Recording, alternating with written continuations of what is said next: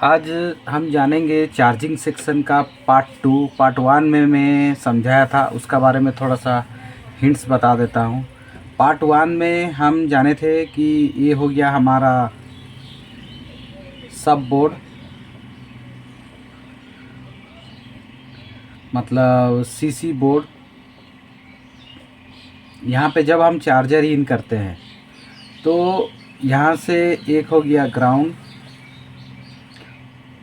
और एक 5 volt flux पत्ता का जरिया से डायरेक्ट चार्जिंग आईसी पे इन हो रहा था। चार्जिंग आईसी को भी ग्राउंड मिलता है, तब जाके चार्जिंग आईसी भी काम करेगा। सॉरी, इसको बोलते थे ओवीपी आईसी। फिर यहाँ से 5 वोल्ट, ये कोई ड्रॉप नहीं करता था और सीधा चल जाता था चार्जिंग आईसी पे। चार्जिंग आईसी पे जाता था। चार्जिंग आईसी के जाने का बाद यहाँ से पीएमआईडी बनता था। अगर ये पीएमआईडी जो है एक कैप, ये हो गया ग्राउंड। यहाँ पे पीएमआईडी बनता था, पीएमआईडी का लाइन कहीं नहीं जाता है। ये पीएमआईडी अगर बन गया तो हमारा क्या होता था कि वीपीएच आउट होता था। ये है कॉयल एल 3.8 वोल्ट। तो हम जाने थे, एक इस साइड में हम जाने थे कि वीपीएच कैसे बनता है। बाकी और स्टेप हम मतलब उसका क्लियर नहीं किए थे, आज उसका क्लियर कर देते हैं। तो पहले एक चीज़ जान लेते हैं कि चार्जिंग आईसी में प्रॉब्लम क्या क्या आता है। तो चार्जिंग आईसी में प्रॉब्लम आता है charging error,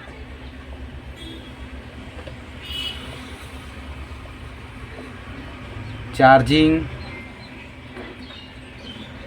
temperature too high and low, fake charging,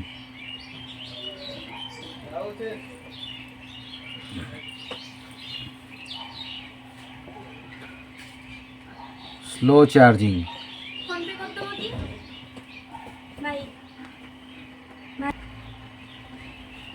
slow charging का बाद चार्जिंग लोगो, चार्जिंग लोगो। फिर आ गया आपका डेड। चार्जिंग में सब है, लेकिन डेड मैं इसलिए लिखा हूँ कि ये आईसी का अगर प्रॉब्लम रहेगा तब भी सेट डेड हो जाता है, क्योंकि वीपीएच नहीं बनेगा तो सेट डेड होता है। तो डेड को हम यहाँ से कैंसिल कर देते हैं। तो बस इतने ही प्रॉब्लम है। ये जो लाइन है, ये लाइन का अगर प्रॉब्लम आएगा तो आपका चार्ज लगाने पर आपका प्रॉब्लम आएगा, लेकिन जो बैटरी अगर चार्ज है तो सेट ऑन हो जाएगा। क्योंकि ये जो ओवीपी आईसी है, फ्लक्स पत्ता आ गया, फिर सीसी बोर्ड आ गया, फिर चार्जिंग आईसी से पीएमआईडी कब बनता है? जब हम चार्जर लगाते हैं। इसको मैं पहले समझाया था चैप्टर 1 में। अब 2 को हम समझेंगे। 2 में इतना 5 प्रॉब्लम को भी साथ में समझेंगे। अगर चार्जिंग का और कुछ दिक्कत है तो आप कमेंट सेक्शन में कमेंट कीजिएगा, तब मैं उसको और थोड़ा क्लियर करवाऊंगा। मैं अभी बेसिक चीज़ बता रहा हूँ, बेसिक का बाद मैं फिर एडवांस बताऊंगा। एडवांस के लिए भी कमेंट करने से मैं उसको भी धीरे धीरे लेके आऊँगा। तो आज हम पहले जानते हैं कि charging error, temperature too low, fake charging, slow charging, charging logo. तो ये सब प्रॉब्लम क्यों आता है और क्या चीज़ ज़रूरी है, तो इसको हम पहले हटा देते हैं। नहीं, इसको हटा देते हैं। इसको साइड करके बनाने से हमारा स्पेस अच्छा हो जाएगा। तो ये हो गया एक चार्जिंग आईसी। इधर बनाते हैं एक पावर आईसी और इधर एक सीपीयू बना लेते हैं। PM CPU CHG charging IC। अब चार्जिंग IC से क्या बना VPH।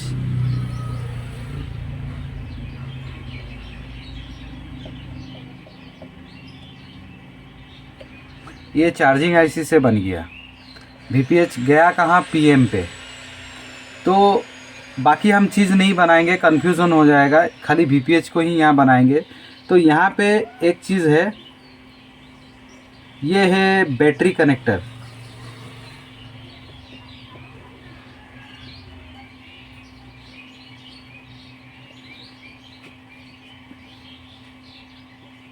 ये 4 पॉइंट है, ये हो गया प्लस, ये हो गया माइनस, एक हो गया ID और एक हो गया TH थर्मल, ID और थर्मल। तो हमको पहले समझना है कि ये चारों चीज़ का काम क्या है। देखिए, पहला चीज़, अगर ग्राउंड कट जाएगा तब भी सेट ऑन नहीं होगा। दूसरा, अगर पॉजिटिव में सप्लाई नहीं आएगा तब भी सेट ऑन नहीं होगा। तो ये जो है, ये चार्जिंग IC पे चला गया। चार्जिंग IC से चला गया। अब बैटरी अगर चार्ज है तो यहाँ से आपका जाएगा चार्जिंग IC पे, डायरेक्ट चार्जिंग IC पे जाएगा। बीच में आपको कंपोनेंट्स मिलेगा, कोई जगह में सेंस रजिस्टर लगे रहता है, जिसको हम लोग शंट रजिस्टर भी बोलते हैं। शंट रजिस्टर का काम होता है CPU को सेंस करना, और उसका बारे में भी हम जानेंगे क्या दिक्कत होता है। मतलब 6 में एक चीज़ यहाँ पे लिख देते हैं, चार्ज नॉट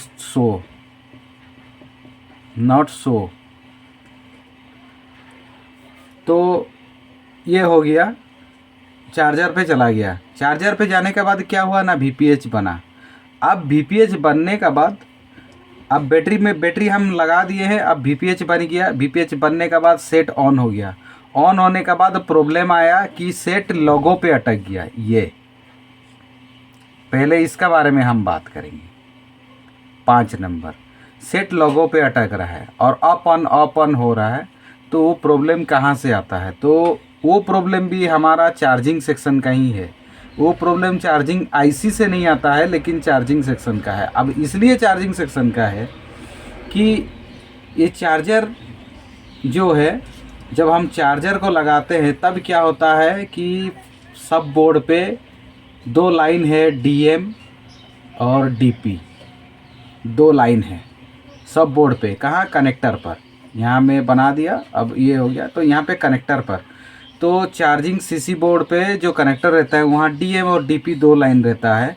2 लाइन का काम है कि आप जब चार्जर लगा रहे हैं तो जो प्रॉपर, अगर मोबाइल का सही चार्जर होगा, आजकल जैसे सैमसंग में होता है कि आप दूसरा चार्जर लगाएंगे तो स्पीड चार्जिंग नहीं लिखेगा, लोगो पे आ जाएगा। तो वो प्रॉब्लम इसलिए होता है कि वो CPU को सेंस करता है। मतलब वो DM और DP 2 लाइन जो है वो डायरेक्ट CPU पे आता है। DM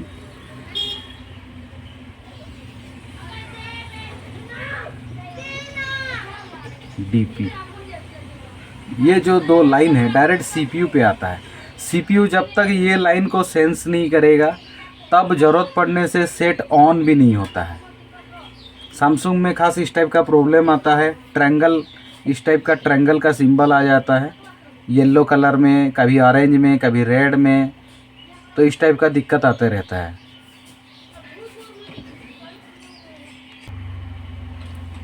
तो ये DMDP का अगर प्रॉब्लम रहेगा तो आपका चार्जिंग लोगो का प्रॉब्लम आता है। कभी कभार सेट डेड भी हो जाता है, कभी कभार आपका सेट सिर्फ वाइब्रेट करेगा लेकिन चार्जिंग लोगो भी नहीं आएगा। इस टाइप का प्रॉब्लम होता है। और DMDP जो है सैमसंग का मोबाइल में इसका प्रॉपर यूज़ होता है DMDP का। और DMDP अलग, बाकी कोई मोबाइल में DMDP का प्रॉब्लम आने से लोगो पे आता है। कभी कभार सेट ऑन हो जाएगा लेकिन चार्ज लगाने के बाद लेकिन आपका चार्ज जो स्पीड होना चाहिए वो चीज़ स्पीड नहीं होगा। तो DMDP को पहले चेक करना ज़रूरी है। अगर चार्जिंग लोगो पे आता है, जो थियोरी को समझ के काम करता है, थियोरी को प्रॉपर समझ के काम करता है, वो क्या करेगा कि पहले चार्जिंग लोगों पे आया मतलब फर्स्ट वो चेक करेगा कि OBP IC पे 5 वोल्टेज बन रहा है या नहीं।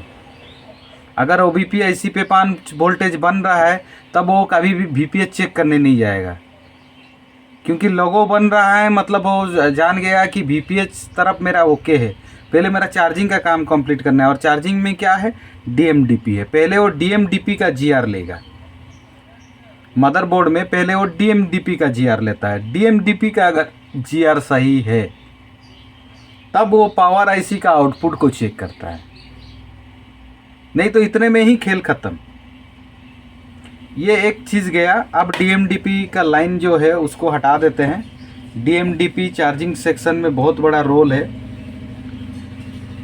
अब चलना है चार्जिंग एरर। हमारा चार्जिंग एरर दिखाता है, कभी कभार लिखता है कि मतलब कस्टमर केयर को कॉल करने के लिए लिखता है। कभी कभार आपका चार्जिंग एरर में लगाने के बाद चार्जिंग हल्का लोगो आएगा पहले, फिर उसका बाद में लोगो का लाइटिंग ज़्यादा नहीं रहेगा, हल्का रहेगा, फिर उसका बाद एरर आ जाता है। इस टाइप का एरर में जो भी प्रॉब्लम आएगा तो उस टाइप का एरर का जो कारण मैं आपको बता देता हूँ। एरर में पहले होता है ID लाइन। अब ID लाइन क्या है पहले जानते हैं। देखिए ID लाइन का काम है, ये जाता कहाँ पे ये जानना ज़रूरी है। ID लाइन जो है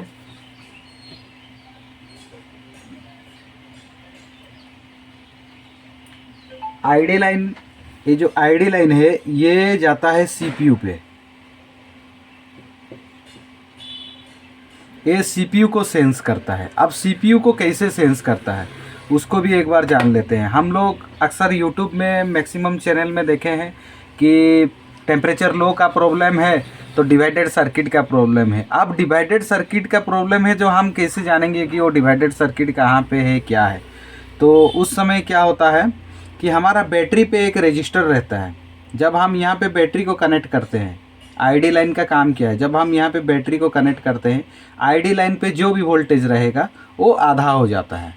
ID लाइन पे 1.8 का वोल्टेज है तो बैटरी कनेक्ट करने का बाद मतलब 0.9 0.7 इसी का अंदर में रहेगा, तब ID लाइन CPU सेंस करेगा।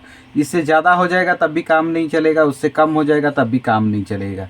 तो ID लाइन का अगर प्रॉब्लम रहता है तो हमारा जो है कि चार्जिंग एरर आना बहुत कंपलसरी है। और ID लाइन को छोड़ के उसका बगल में है thermal TH line. Thermal line का काम क्या है, थर्मल लाइन जो है ये पावर IC को सेंस करता है पहले। अब पावर IC का काम क्या है, पावर IC तो वोल्टेज निकालता है, ये सेंस कैसे करेगा। ये एक्चुअली में क्या होता है, इसका रियल रीज़न थोड़ा सा जानना आपको ज़रूरी है, नहीं तो मैं जो बोला वो चीज़ पूरी गलत हो जाएगा। ID लाइन में जैसे रजिस्टर डिवाइडेड सर्किट लगे रहता है, थर्मल लाइन में भी वैसे डिवाइडेड सर्किट ला। अब यहाँ से निकला ये PM से डायरेक्ट 1.8 आया, PM से डायरेक्ट 1.8 आ गया, क्योंकि PM सिर्फ वोल्टेज दे सकता है और ये कुछ नहीं कर सकता है। तो PM से जो 1.8 आया एक रजिस्टर का माध्यम से आया, और ये रजिस्टर से और एक थर्मल रजिस्टर कनेक्ट हुआ जो कि ग्राउंड है, और यहाँ से चला गया बैटरी पे। जब आप चेक करेंगे तो यहाँ पे भी 1.8 वोल्ट रहेगा।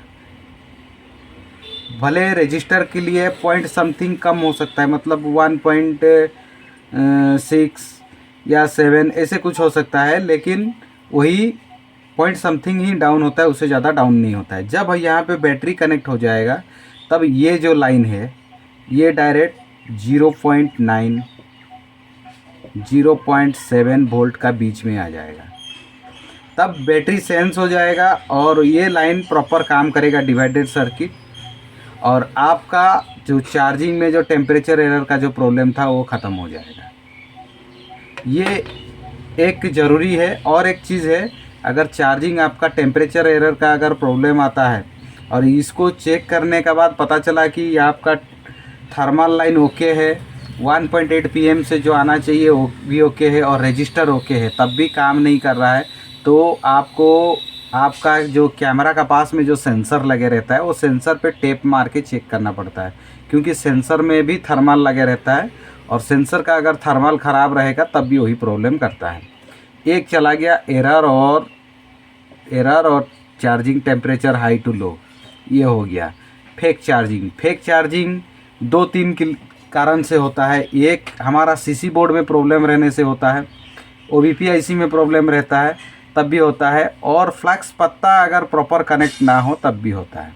और किस कारण में होता है कि जब हम चार्ज लगाते हैं तब चार्जिंग IC और बैटरी दोनों का बीच में कोई लाइन अगर मिसिंग हो तब भी फेक चार्जिंग आप लगाने के बाद भी वही सेम प्रॉब्लम दिखाता है। तो फेक चार्जिंग का problem connector, OBP IC, flex पत्ता और कहीं से भी लाइन ब्रेक हो जाने से भी हमारा जो है कि प्रॉब्लम आता है। तो और जो है स्लो चार्जिंग में पहला काम होता है कि आपको फेक चार्जिंग में जो काम करना है स्लो चार्जिंग में वही सेम काम करना है। बस खाली एक चीज़ पे ज़्यादा फोकस करना है, DMDP का लाइन और ID थर्मल का लाइन ओके होना चाहिए, बस ये भी हो जाएगा आपका। मैं जो बता रहा हूँ अभी बेसिक बता रहा हूँ, एडवांस अलग होता है, ये एडवांस नहीं है। एडवांस बोलने से अब इसका साइड में जितना भी कंपोनेंट्स लगा रहेगा उसको लेके बनता है एडवांस। एडवांस ये नहीं है, ये सिर्फ बेसिक है। बेसिक जानना ज़रूरी है, बेसिक नहीं जानेंगे तो आप एडवांस में काम नहीं कर सकेंगे। मतलब बेसिक ये जानना ज़रूरी है कि एक स्लो चार्जिंग का प्रॉब्लम है तो मेरा कहाँ कहाँ से हो सकता है, और एडवांस का मतलब होता है मेरा स्लो चार्जिंग है तो मेरा जहाँ पे प्रॉब्लम है वहाँ पे क्या क्या कंपोनेंट्स लगा हुआ है और ये कंपोनेंट्स को मेरे को पहले चेक करना है, वो होता है एडवांस। और अंदर घुसना डिप्लोमा होता है, उसका अंदर और घुसना। तो charging logo, slow charging, fake charging, temperature low, high, error समझ गए। अब बच गया है चार्जिंग नट शो। अगर चार्जिंग शो ना करे तो उस समय भी एक मेन चीज़ है जिसको कि मैं थोड़ा सा डायग्राम बना के क्लियर कर देता हूँ, चार्जिंग क्यों शो नहीं करता है। खास करके BQ पे ज़्यादा प्रॉब्लम आता है। तो BQ पे ज़्यादा प्रॉब्लम आता है जो चार्जिंग नट शो का। आपका चार्जर लगाए, चेक किए, सब ओके है, थर्मल, ID लाइन, DMDP सब ओके है, VPH भी बन रहा है, लेकिन चार्जिंग जो डिस्प्ले में शो होना चाहिए वो शो नहीं हो रहा है। तो उसका प्रॉब्लम होता है VCDP, ये लाइन इसका प्रॉब्लम है। अब ये लाइन का काम क्या है, ये तो चार्जिंग IC ओके है, सब ओके है, तो फिर चार्जिंग ये क्या होता है एक्चुअली में, क्या होता है हमारा जो OBP IC से एक लाइन डायरेक्ट आया एक रजिस्टर पर, जो कि कम से कम रहता है आपका 300, ये आ जाएगा आपका करीबन 330 के, किसी में 39 के, इस टाइप का लगे रहता है। वो क्या होता है कि और एक लाइन यहाँ से डिवाइडेड सर्किट बन गया, ग्राउंड हो गया।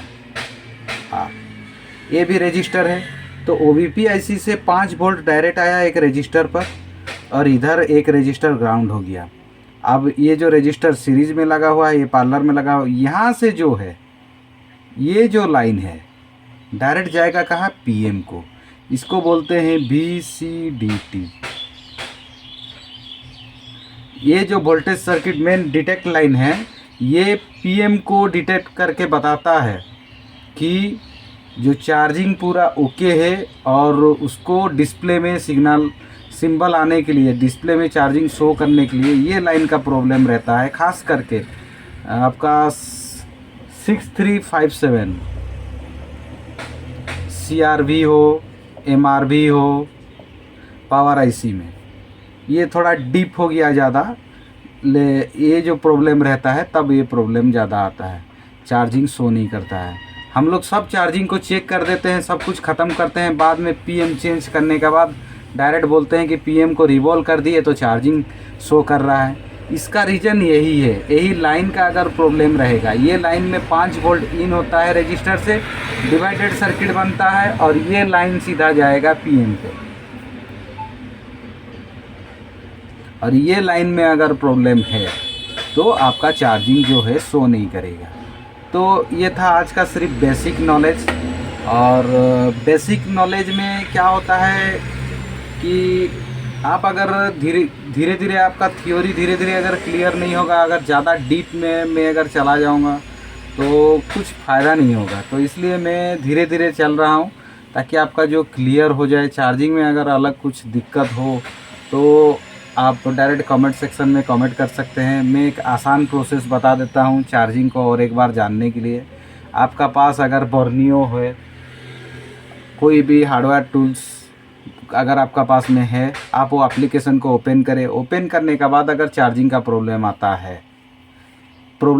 है जो बेसिक काम बेसिक होता है 1, आप वहाँ पे चेक करके देखना है कि मेरा बैटरी में मेरा चार्जिंग का प्रॉब्लम है, चार्जिंग में मेरे को कौन कौन सा लाइन चेक करना है। वहाँ पे आप चेक करेंगे तो वहाँ पे फास्ट रहेगा भी। बस आप हार्डवेयर सॉल्यूशन में, चार्जिंग का हार्डवेयर सॉल्यूशन में जाएंगे तो चेक करेंगे तो आपको पहले वो वहाँ पे लिखा रहेगा हार्डवेयर सॉल्यूशन खोलने से भी बस। अगर आप भी बस कुछ देखेंगे भी बस का लाइन कहाँ पे गया है, हार्डवेयर सॉल्यूशन पे चेक कर लिए। आप मदरबोर्ड में डायरेक्ट चेक कीजिए वहाँ पे 5 वोल्ट आ रहा है, क्या आ रहा है, ओके है। लेकिन अगर जो डिस्प्ले, ये हो गया डिस्प्ले, यहाँ से गया एक पत्ता, यहाँ से और एक पत्ता, इस टाइप का अगर डिस्प्ले रहेगा तो उसका भी बस पे ये जो चार्जिंग पे जो लगे रहेगा सीसी बोर्ड पे, यहाँ से मेन मदरबोर्ड पे आप एक जंपर करके देखिए। ये हो गया डिस्प्ले, ये हो गया मदरबोर्ड। तो एक जंपर करके चेक करना बहुत ज़रूरी है।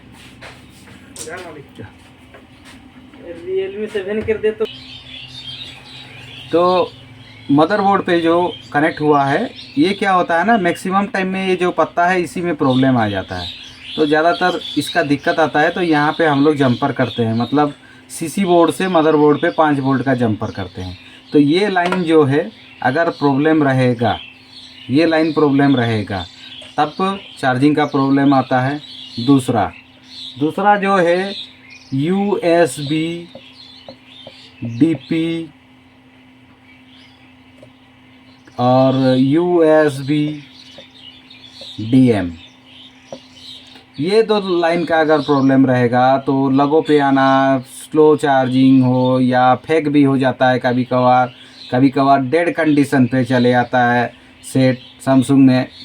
तो DM DP का लाइन बहुत ज़रूरी है। इसको छोड़ के 3 नंबर में आप अगर बोर्नियो है, हार्डवेयर सॉल्यूशन खोल रहे हैं तो वहाँ से आप खुद जान जाएंगे कि कौन सा लाइन कहाँ पे जा रहा है। वो बेसिक है। डीप जो होता है वो स्कीमेटिक डायग्राम को बोलते हैं डीप, एडवांस। तो 3 नंबर में जो आता है भी बैट, तो बैटरी का जो पॉजिटिव लाइन है उसको बोलते हैं भी बैट, उस पर चेक करना पड़ता है चार्जिंग के लिए। 4 नंबर पे आता है बैटन, TH,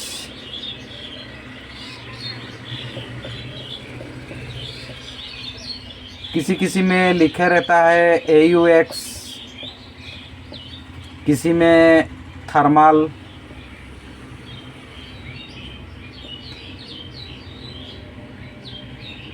तो ये हमारा जो है कि थर्मल लाइन का है, हर कोई में अलग अलग लिखा रहता है, खास करके सैमसंग में तो बैटन लिखा रहता है। तो ये एक चीज़ है। 5 नंबर में आता है ID या तो बैट ID, ये किसी में ऑक्स भी लिखा रहता है। तो ये होता है हमारा चार्जिंग सेक्शन का बेसिक। चार्जिंग सेक्शन में बेसिक अगर ये चीज़ क्लियर रहेगा तो चार्जिंग सेक्शन ओके। बाकी अगर चार्जिंग का अगर और कोई भी प्रॉब्लम आता है, जैसे कि DPDM का लाइन CPU पे जाता है, तो चार्जिंग IC से अगर दिक्कत नहीं है, कहीं नहीं है, DPDM में प्रॉब्लम है, तो हमको डायरेक्ट लाइन चेक करना पड़ता है और लाइन जो है CPU तक जाता है। ज़रूरत पड़ने से CPU रिवॉल्व करना पड़ेगा। या तो हमारा अगर जैसे कि ID लाइन में प्रॉब्लम आ गया, ID लाइन जो है वो CPU पे सेंस करता है। थर्मल लाइन पे प्रॉब्लम आ गया, थर्मल लाइन जो है कि पावर IC को सेंस से वोल्टेज लेता है। थर्मल लाइन पे अगर 1.8 का वोल्टेज नहीं आएगा, तब वो पावर IC से आता है, तब भी काम नहीं होगा। तो कहीं ना कहीं एक तरफ से चार्जिंग सेक्शन में चार्जिंग को छोड़ देने के बाद CPU और पावर में भी प्रॉब्लम होने से चार्जिंग का प्रॉब्लम निकलता है। तो नेक्स्ट अगर चार्जिंग में अगर कुछ दिक्कत आपका रह गया है, अगर कुछ सवाल है तो आप कमेंट कीजिए, उसका बारे में भी क्लियर करेंगे और धीरे धीरे चार्जिंग से आगे बढ़ेंगे। और बेसिक एक बार कंप्लीट होने के बाद फिर से रिटर्न फिर चार्जिंग से एडवांस का स्टार्ट करेंगे।